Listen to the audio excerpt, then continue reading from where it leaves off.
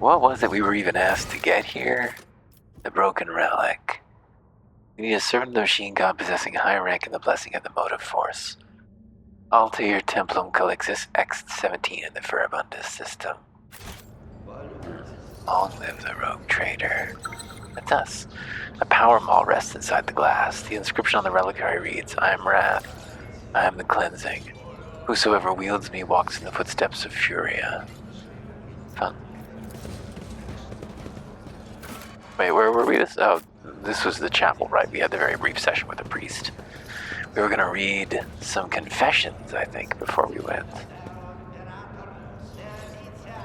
Ferrum Facium. Initiate Clotus. A lanky initiate is leaning over the cogitator, an expression of extreme mental effort on his face, his fish-like round eyes peering into the screen. Grant me understanding, master. Grant me wisdom. He winces as we approach. Your lordship? How can I be of service? Who are you and what are you doing here? I'm Clotus, junior cleric. I sort recordings from the shrine confessional to pass on to the higher-ranking clergy. Tell me more about this confessional. Our parishioners come here to repent, to share their innermost thoughts and observations on their neighbors.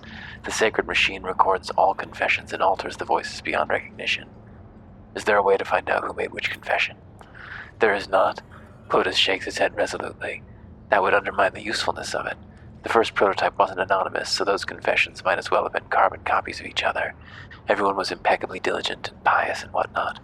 But as soon as the machine spirits started keeping the names secret, the parishioners opened up. That's unusually forward-thinking for this civilization. Good thinking making it anonymous. Keep up the fine work. I will endeavor to do so, your lordship. I have other questions. Appears you're having difficulties. Nothing escapes your lordship's notice. As it happens, I'm struggling to categorize 3 rather peculiar confessions. I wouldn't have dared tell you about them, but I think they may have been left by senior officers, which would make this a matter of the highest order, one that is far beyond my meager understanding. These confessions, you see, are far from being examples of pious conformity. I dread the very thought of dissent or heresy poisoning the minds of some of the most eminent members of the crew, but I cannot change what I heard. He bows his head in reverence. I cannot share this with anyone but the Emperor's anointed, nor can I allow anyone but your lordship to listen to these messages protected by the secrecy of confession. What makes you think these confessions were made by senior officers? These parishioners are well spoken, meaning they are used to addressing an audience. Perhaps they issue orders and are vested with power. And, well, after categorizing so many confessions, I have learned to notice the subtle differences between them. Let me hear them. The initiate steps aside, putting the cogitator at our disposal. Recording 17FL2, Alleg, Dissent, Impious? We'll say it both ways. Doubt. One question has troubled me for years. Why are some destined to perish in the warp while others must go on living and preserve the memory of the dead? Worthier and more luminous souls have been lost, and yet I am still here. Light static is distorting the recording, but we are confident that the speaker is male. Well, it's not that anonymous, huh? Alleged theft of ship property. The orphans on the ship have already been provided with the bare essentials, but every so often I consider increasing their rations and ordering more sets of clothes for them. That will not replace the families they lost, but it will improve their lives somewhat, especially given that the ship has enough resources to cover what comparably trivial expense. Despite the poor sound quality, we determined the voice to be male. Commerce succeeded.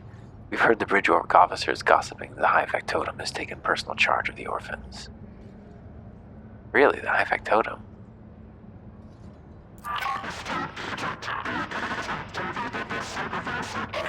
Lop-eared Kleppas display a high degree of socialization both among their kind and toward their owners.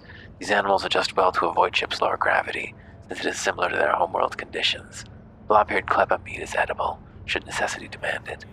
The voice sounds muffled as though from behind a thick layer of glass, but it is unmistakably a woman's. The initiate looks at us intrigued, but does not say a word. I am curious to know who left these confessions. I will seek them out. I suppose these confessions are truly our special if your lordship is giving them his personal attention. The initiate bows deeply. Never would I have imagined the rogue trader himself coming to my aid. Regarding your confession sorting problem, enough about that. I labor for the glory of the Emperor and House von Valentius. Huh, interesting. These are people having normal thoughts and thinking about pets that they could eat. It's an illustration. It's weird. It's a strange fusion of forward thinking with the anonymous confessions and extreme narrow-mindedness with the shock at such anodyne thoughts. The Kila Anima, a fragment of the Cathedral of Eternal Redemption, brought from the shrine. World of Solus 6, now lost. We recite a prayer, the one we remember best. I'm gonna gain points for that. I don't really want points. Can't talk to them here, that's right. Alright, I guess that was all in this area. Is that correct? I wish I could highlight everybody's name. I guess it shows everybody important's name. And some people who aren't important, I don't quite understand. Did we talk to Zeke already?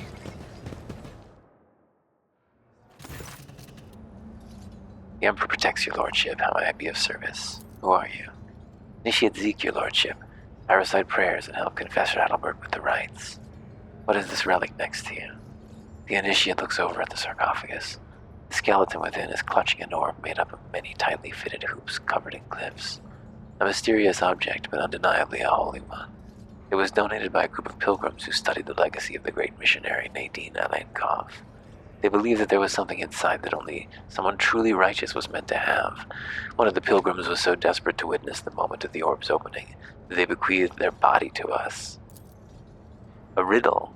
Cassia's eyes lit up with a curiosity. It would be most interesting to learn what is stored inside, Lord Captain. Would you like to try opening the orb? Do you have any ideas how to open the orb? One of your predecessors was the last to attempt solving this relic's mystery. It happened a long time ago, before Lady Theodora was born. That's all I know. Why not just disassemble it?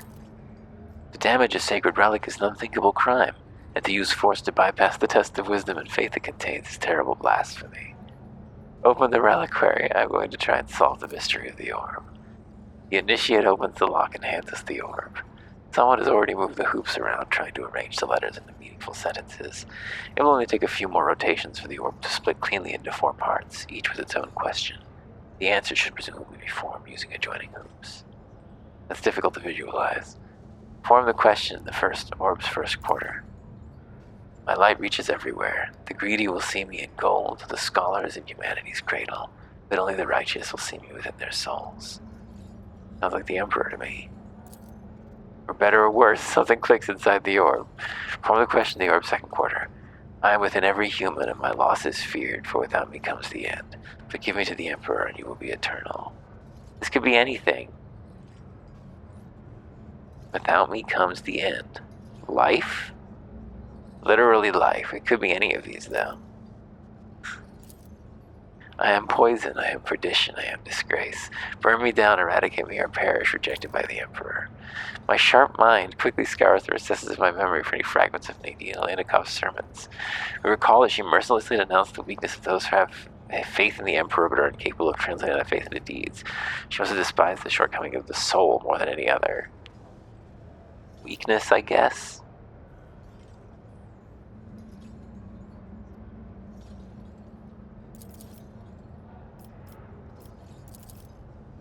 In your body, mind, and soul you must possess me. I am no more mere absence of stains. I bring you closer to him. If I recall the pages of Life of Nadine Alenikov correctly, this part speaks about purity. The saints saw it as the quintessence of all other virtues. Hoops shift and return to their previous arrangement. We'll have to start over. Well, goddammit. Which one was wrong? We don't get a clue on any of these. This could be any of them. It truly could be any of them. I think this was weakness. I believe it was weakness. I believe her, this is purity.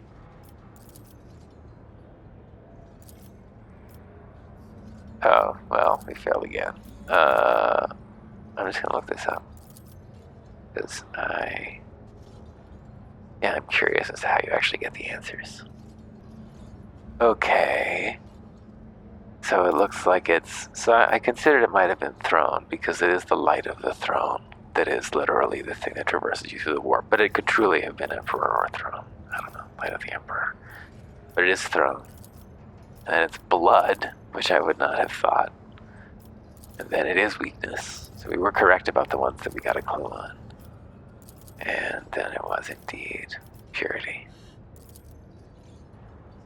The orb comes alive. Its hoops shift around with alarming speed, coming together and folding into each other until the orb opens completely, laying its treasure bare. The missionary oath. Once per combat, if the warrior does not use any of their abilities during that turn, they can end their turn immediately to immediately grant all adjacent allies an extra turn with 1 AP. Whoa! So you can just give up your turn to give everyone you can stand next to an additional turn. Not that there's usually a lot of adjacent allies, but you might be able to get 2 if you position deliberately for it. The initiate stares at the relic in our hands, stunned. How strange and exciting it is to behold the holy object that has lain hidden from the eye for so many years. Truly it is a great day upon which the rogue trader himself has revealed the legacy of great missionaries to us all. Yeah, okay. Should we throw that relic on? Who should take it? I think that it should be Vesper. Well, Vesper's kind of a killer, though. Who should lose their turn? She could lose her turn to give these 2 an extra turn. Oh, she'd lose her beautiful immunity to the horrors of the warp, which is really nice. Well, Magenta can lose a turn to give Adira and Cassia. Adira, Argenta, and Cassia. Let there be no doubt as to who the girls are. Damn, we've got these spare quest items sitting in our inventory that are never going to leave. That's a huge pain. I guess I just need to drop them. No. This all, the rewards for these, concoctions were dubious. They were cool. One boosted your Psyker's psi level permanently, but it also made you more susceptible to perils of the warp forever. So, pretty horrifying penalty to go along with a bonus. Research notes, you don't need those. Rough bloody sketch, I don't know if that was ever useful. Okay. Alright.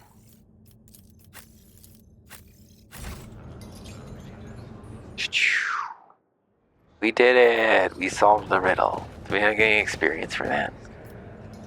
I feel like we deserve to level up for that. We were so wise. No, I don't want this shit. No, that's the whole point. I don't want it. Please not to inventory. Can I not? Can I send it to cargo? No, I can't even send it to cargo.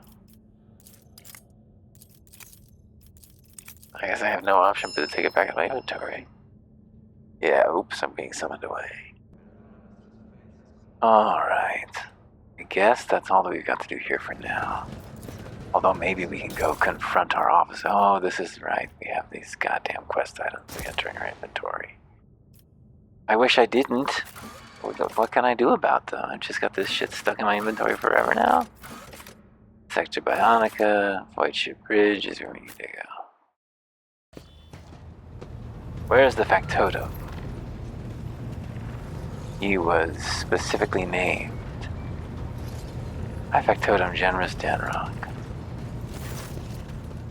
Pleasure to see you, Lord Captain. How may I be of assistance? You made a confession lately?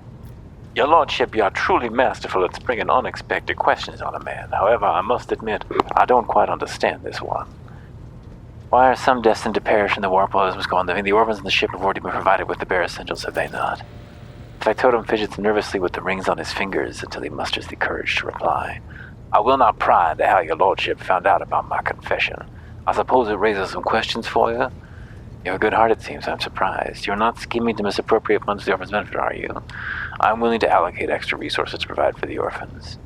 Lavish spending is out of order. I'll just say... I marvel at your generosity. Will there be any specific instructions, your Lordship? Make sure they get things that will bring them moments of joy, sweets, toys, they deserve it. Nothing extravagant, no spoiling the children, only spend thrones on things that will keep them healthy, food, warm clothes, and training. Educate them so that they may grow up to be of greater use to the ship, assign teachers, supply books, and commend the best students with gifts. This sounds best to me. Factotum bows his head in deference. A wise decision, your lordship. 2 souls with 1 shot. That is to say, it is good to know that the children both be learned and be rewarded for their diligence. Enough questions, I shall return later.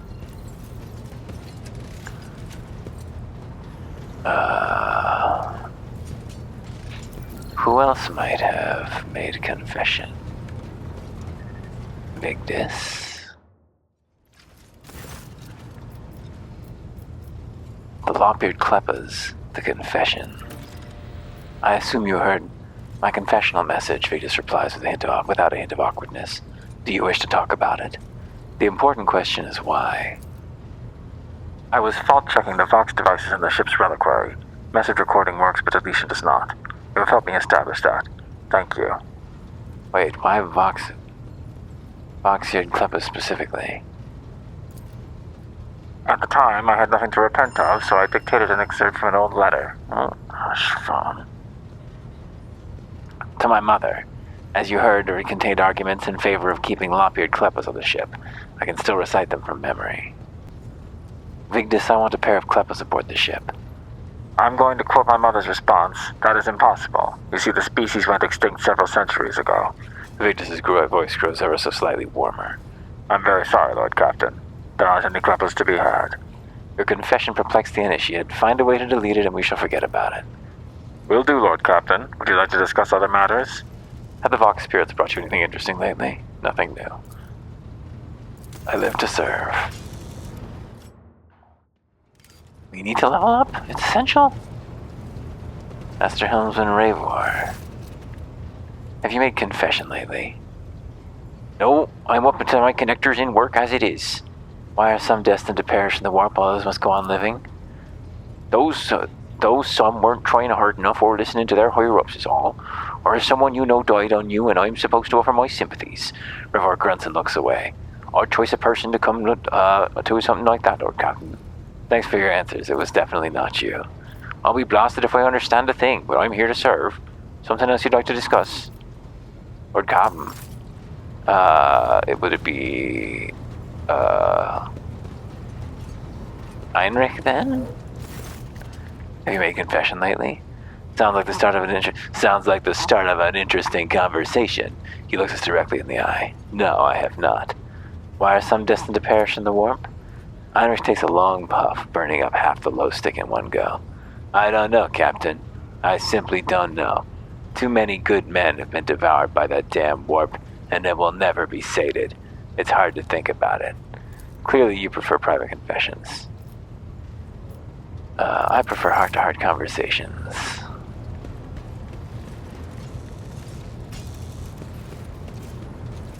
Who could have made this final confession? Wouldn't be Abelard.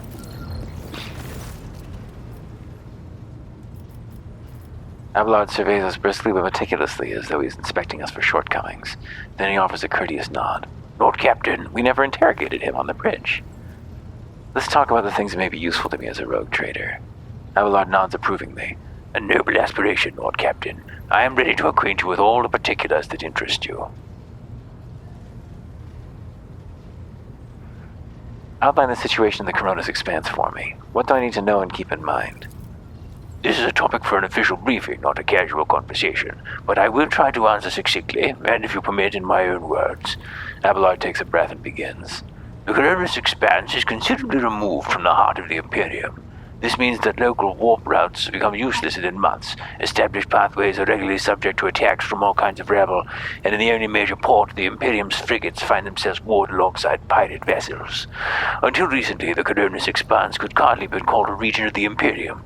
The situation has changed with the arrival of the Lord Inquisitor, but not by much. The place operates under its own rules, you see. More radical, so to speak, but the ones that allow for more non-standard approach where there is a promise of victory. The Coronis Expanse is considered rogue trader territory for a reason. Only rogue traders of sufficient military might, audacity, and the rights granted them by the Warden to survive the leap into the unexplored part of the expanse, and in the event of a successful outcome, to hold on to whatever they managed to capture on the frontier. Who are the main players I need to be aware of out here? In the first instance, you should treat official representatives of the Imperium with respect. The Expanse may be on the fringes, but it still numbers among the territories of the Golden Throne. The arrival of the Lord Inquisitor has returned the Coronis Expanse into a less wild and uncontrolled region, to the regret of some individuals who had grown inured to the local lawlessness. Rogue traders such as yourself are also servants of the Imperium. They have been accorded special rights and powers. They wield immense authority within their territory, and they enjoy absolute respect in other parts of the Expanse. The most powerful of them are Caligos Winterscale and Incendium Astalcorda. Tread carefully when dealing with either of them. If we are to speak of unclaimed territory, which is that what Footfall is, among the scum that dwells in the handful of asteroids, there are 3 factions that wield considerable influence in the sector. The first is the Cosmosilica Mission, organized crime in its most primitive form. It holds sway over the Liege of Footfall and has links to rogue trader Winterscale. The second faction is an offshoot of our shining ecclesiarchy, followers of St. Drusus. They are actively building their forces and hold influence over rogue trader Corda. And finally, the third faction, the Explorators, a wing of the Adeptus Mechanicus. They are willing to die and kill for the secrets of the ancient technological heresies that are hidden among the stars of the Coronis Expanse. Conrad, our previous master of whispers, what can you tell me about his betrayal? What do you think he'll do next? Abelard winces as though from the toothache and makes no attempt to hide his feelings. You know, Lord Captain, I am no admirer of fine art. When we find ourselves in a civilized port with time to spare, I will promptly find an artist and commission a portrait of the individual to whom you refer, with a hole between the eyes. Conrad Voigtveer. Yet that he committed this treachery and escaped with his life is an unforgivable oversight. He frowns for a moment, then continues. We both served Lord Captain Theodora for many years, and we never saw eye to eye. He was brash. He was never afraid of assuming responsibility, and he willingly took on difficult tasks. I am loath to admit it, but the Von Valencia's protectorate continues to reap the fruits of his labors to this day. His service always garnered my respect, but everything else about him made me want to wring the neck of that two-faced snake. If you are taking comfort in the thought that you will hear no more of Conrad, prepare to be disappointed. You thwarted his plans, his meticulously plotted and nurtured treachery.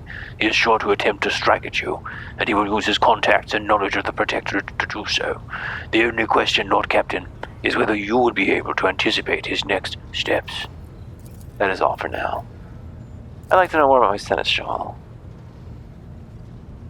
As you wish, Lord Captain. What would you like to know? Tell me about yourself. What were you before you became Theodora's seneschal? I used to be an officer in the Navis Imperialis, Abelard replies proudly. No, used to be is not quite right. It was not simply a job. It was my calling, the essence of my life. I was proud to serve Lord Captain Theodora, but in my heart and mind I am still an officer of the Imperium. I met Lord Captain Theodora on a mission where the Imperial Navy was providing reinforcements to the rogue traders' army on one of the frontier worlds. Our acquaintance was not easy. Working with people outside the Navy hierarchy has never been my strong suit. It was to my great surprise then that after the mission's completion, I received a referral to leave my service at the Navy and join the rogue traders' personal council. It was a difficult choice for me, but I saw in the offer a chance to serve the interests of humanity even more effectively than in the Navis Imperialis. You do not need to tell me just how remarkable a person Lord Captain Theodora was. I recognized her at once as a true leader and formidable creative force, one who had put a protectorate amidst the dangers and wildness of the Expanse. Leaving the Navy is far from easy. Why are you permitted to quit your post? You could say that there was no one among the Naval Command who was willing to impede the wishes of the rogue trader. To do so would be to risk their own position in the relationship with Theodora. Abelard chuckles. The Lord Captain possessed certain contracts in the Imperial Navy, contracts which she used to request help during the conflict on the border world, and which enabled her to make me an offer that resulted in my joining her retinue. Coercion test succeeded. Abelard seems to crack slightly under our intense stare. The Navis Imperialis is an ancient institution with its own mandates and muster lists. On occasion, in the heat of an official briefing or an informal discussion, I violated those rules, determined to press my point. It is challenging to choose the words to accurately express my opinion on a situation or the actions of others that do not sound overly scathing or confrontational. Many in command were inclined to view my manner of speaking as unbefitting a person of my rank. That didn't really follow on from what we were just talking about. Okay. That's weird. But you talk about Theodora, I'm beginning to think you were in love with her? What? Abelard appears to have lost the power of speech. Lord Captain, any allegations of improper feelings or unsanctioned relations are utterly baseless and bordering on the insulting. He furrows his brow and adds, utterly baseless. Do you have a family? I am a widower, Abelard responds demurely. I am a father of 4 and, if my information is not outdated, a grandfather of 11. My family lives on Dargonus. None of my children expressed any eagerness or aptitude for serving aboard ship, and I would hardly have insisted that they follow in my footsteps. Thank you, I have no more questions. Of course. You may call me my first name if you wish. I thank you for the honor, but I must decline.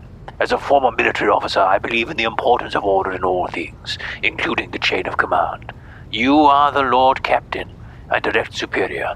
I am not prepared to address you in any other way, as the regulation dictates. I must take my leave. Until next time, Seneschal. Lord Captain.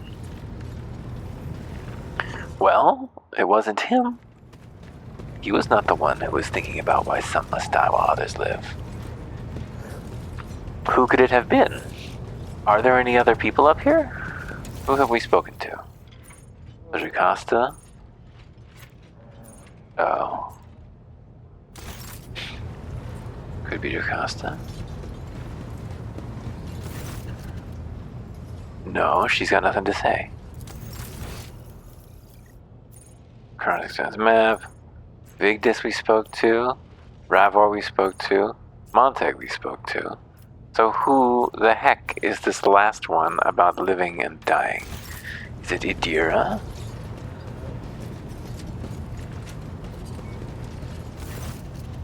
No, it doesn't seem like it.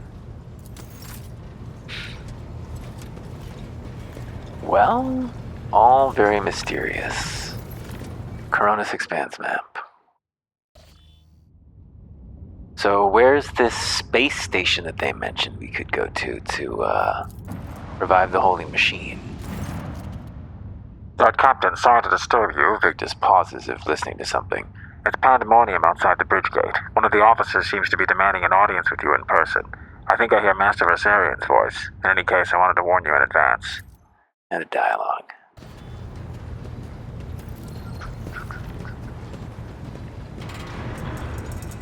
We're in our fancy chair. Abelard. The everyday sounds of the bridge are disrupted by voices raised in anger. Abelard's the loudest of all. This is not the conduct of an officer. These are the antics of a highborn brat out on a lark. Explain yourself, Lieutenant. Continue. The young woman standing before Abelard strives with all her might not to quail under the onslaught of her superior's anger. She falters, but then manages to look him in the eye and say, I apologize, sir, but I must speak to the Lord Captain. Very well, Lieutenant. You may address the Lord Captain, not least because I see you have already seen fit to disturb him. Your unauthorized appearance on the bridge and display of belligerence toward a higher-ranking officer will be logged in your personal file without delay. Lord Captain, Lieutenant of Rilla Vent, requesting permission to speak. Vent falls silent and adds rashly, on a matter of extreme importance and urgency. I will listen to what you have to say. Speak, Lieutenant.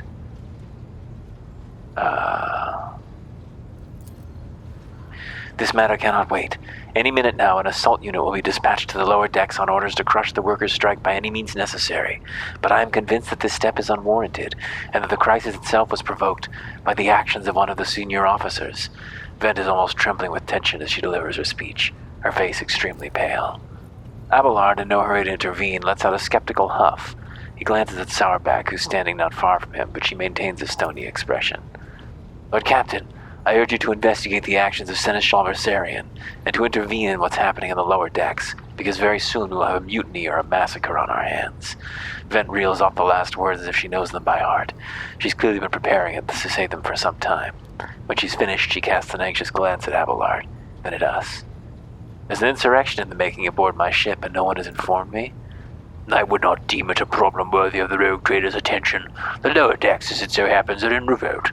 30-some years ago, we even had a revolutionary leader rise up who dared to establish workers' rule across the entire ship. It took a month to restore order, but even 8 years later, we were still battling rumors that the hero had survived his execution and was on the verge of gathering people to fight against tyranny once more. Abelard scoffs. Needless to say, the rumors were baseless. As for the current situation, we have sufficient enforcers to deal with it. But on this ship, the word of the Lord Captain carries more weight than a salvo from 100 bolters. I'm sure that if the rogue trader addresses the malcontents directly, he will quell the unrest. I dread to think what problem you will disturb the rogue trader with next. Perhaps you'll ask the Lord Captain to break up brawls in the mess room? I've already given you the means to resolve this problem. You simply need to use them. If I may, your lordship, sending a hit squad to crush the rebellion is a means of ignoring the problem, not starting it, not solving it. How did all this start? The situation could boil over at any minute, so I'll give you the condensed version. It all began when the enforcers found a cultist amulet on the body of someone who'd been killed in a drunken brawl. We reported it up the chain immediately, arranged for a cleansing rite to be performed, and opened an investigation. No heretics have been found alive, but the search has brought tensions between enforcers and workers to a head. And where does Seneschal Versarion enter into this? I shall explain, Abelard intones grimly. I beg you to hurry. Time is running out. I will not hurry. Since my competence is under scrutiny, I shall speak for as long as I see fit. There is an established order to the way things are done on this ship, and one of the pillars of that system is that the rogue trader's attention is not distracted by trivial matters. It is the Seneschal's role to ensure that. I have always handled internal problems myself, so of course, when I received information about cultists hiding on the lower deck, I took the matter in hand. So long as I live, not one of the vermin who murdered Theodora von Valencius will find refuge on her ship. You were far too heavy-handed, Seneschal Versarion. Arrests, interrogations, mass punishments for entire sectors. It has driven the people to the brink, Vent says bitterly. Now there is a strike on the lower decks, in Depot 4 to be precise. 3 worker clans are involved, but many more are out passively supporting them. The situation could degenerate into an all-out insurrection. But when I reported my concerns, the only response I received was an order to dispatch an assault unit and crush the strike with maximum force. Abelard, what do you have to say to all this? I see no need to add anything. I acted within the remit of my authority, guided exclusively by the best interest of your protectorate and your personal safety. If you wish to confirm the rectitude of my actions for yourself, I have no objections. For my part, I urge the Lord Captain to go down to the lower decks, stop the assault unit, and speak directly to the people. You will see that they are not lying or harboring heretics. That way you will stop the uprising before it begins. What is Depot 4? Depot 4 is one of the poorest sectors on the lower decks. It is home to clans of general laborers. They are not as valuable to the ship as the families who have served its specialized systems for generations. They are an easily replaceable resource, and one which is now, more besides, giving succor to cultists and minions of the arch-enemy. Depot 4 is poor and troubled, but at worst that means drunken fights and illegal rotgut brewing. We have handled the workers of Depot 4 in the past. We would have done so again if the crackdown on Depot 4 hadn't been so harsh. And another important point to bear in mind, the problem is not limited to this sector. It is located on one of the most populated lower decks, and everything that happens there has a knock-on effect on all the neighboring sectors. Master-at-Arms, the ship's enforcers report to you, and yet you seem hesitant to provide your own perspective. Jocasta says, Lord Captain, unlike Lieutenant Vent, I respect the chain of command and realize it is not within my right to challenge my superiors. Sarback bows her head in Abelard's direction. However, a moment later, a serpentine smile appears on her lips. That being said, while I entirely share Master Versarion's opinion on what fate Depot 4 deserves, I must note that this insubordination is a direct consequence of practices that he himself has introduced. Mr. Sauerback, I see you have decided to follow the Lieutenant's example after all. Such behavior does you no credit. Sauerback, explain yourself. The ship's regulations state that the Master-at-Arms is responsible for resolving all matters related to the ship's enforcers, and yet it is no secret that the Seneschal has a tendency to show partiality. Those enforcers and officers whom he has deemed particularly promising are at times given permission to approach him for tutelage. I cannot deny Master Versarion's experience and insight. The Seneschal has a record of fostering students who have indeed achieved much and demonstrated impeccable performance. However, extending such patronage over the head of their immediate superior encourages disregard for the hierarchy among your lordship's servants. Today, an enforcer goes to the Seneschal to report an order from the Master-at-Arms they happen to disagree with. Tomorrow, they will go to the Lord Captain to object to the Seneschal's order. I notice a pattern in these actions. Abelard, do you wish to respond? Mr. Sourback, can you recall an occasion where I would encourage an officer to disobey their superior, or one where I would overrule their order, or show favoritism to those who merited none? None, Seneschal, for there have been no such cases in the entire time I have served aboard this ship. If anyone were to claim otherwise, I would have them pay for insulting your honor with blood. Your conduct in this regard has always been spotless. However, given your eminent position, a simple show of attention on your part is enough to erode the propriety of junior officers, inflate their sense of self-importance, and undermine discipline. That you distinguish some of them and know them by name is tantamount to walking around the officer's deck handing out gifts to officers who caught your eye. It fills those you set apart with ambition and audacity, makes them stand out among the rest. Enforcers are meant to be faceless servants, fighters ready to die. Their fate entrusted to their commander and no one else. That is the sole foundation of order. Lieutenant Vent, would you say the Seneschal has singled you out from your peers in any way? Lord Captain, I swear the Seneschal Versarian has never granted me any privileges, never once advocated for me, nor facilitated my promotions, although he is the man who convinced me to become an officer in the first place. He has offered me extensive guidance in my service, for which I am grateful to him. And while not all my fellows receive such attention, I know of at least a dozen fine officers whom the Seneschal keeps in his sights to ensure that they continue to strive. To prepare new generations of the dynasty's servants, to instruct them and to separate those with potential from those who have exhausted it. That is my duty as Seneschal. This ship has bays worth of pilots, enforcers, officers, technicians, and stewards, whom I have raised personally. By the throne, every third person standing on this bridge right now was my student at one point. I see. Evidently, my officers are anything but a shining example of unity and adherence today. I've only myself to blame, I suppose. I've heard enough. I'll go down to the lower decks and deal with the problem personally.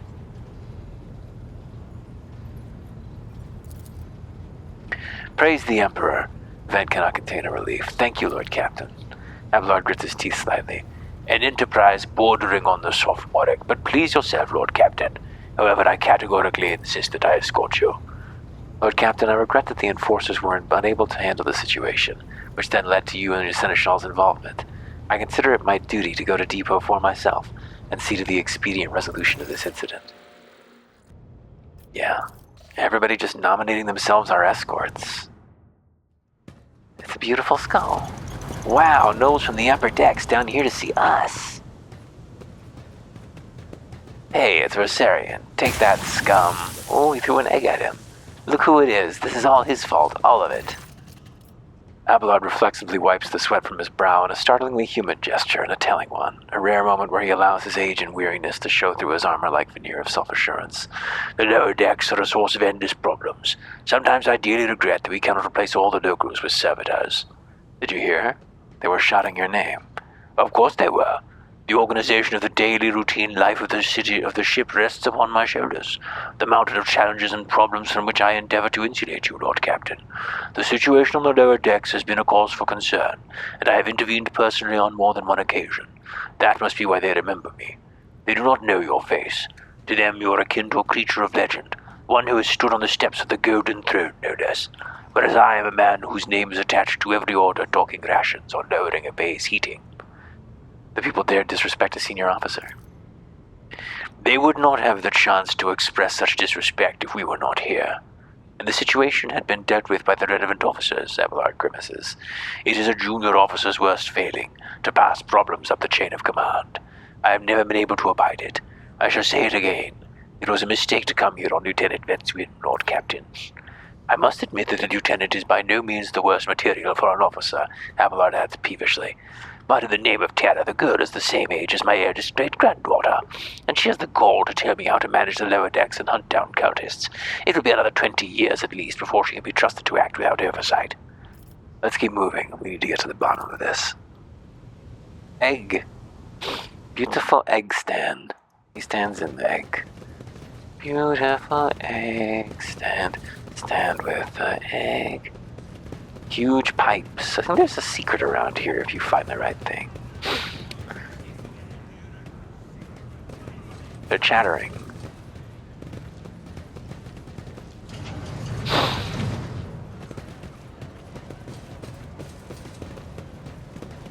Goods. Oh, are all of those fucking quest items back in our inventory? That's fun. Yes, they are. Good. Well, what are we supposed to do about that? What are we supposed to do? I guess we should have finished the quest. Maybe we would have gotten some experience if we'd done it. I'm behind. Gotta restart. Gotta reroll. Oops.